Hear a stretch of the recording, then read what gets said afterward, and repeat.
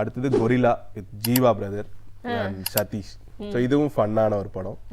All in pictures Vijay produce பண்ணி Don Sandy direct பண்ணுற படம்.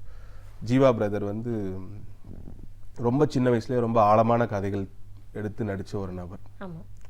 இதெல்லாம் அவருக்கு ரொம்ப சாதாரணமான ப்ராஜெக்ட். நான் அவர் பார்க்குறப்பெல்லாம் அவர்கிட்ட பேசுகிற விஷயங்களெல்லாம் அவரோட ப்ரீவியஸ் ப்ராஜெக்ட் பற்றியே பேசிட்டே இருப்பேன்.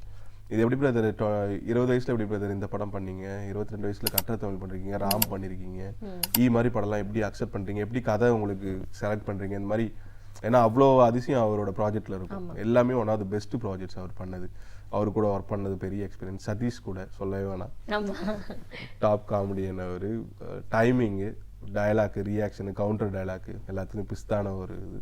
அதுல என்ன கேரக்டர் பண்றீங்க?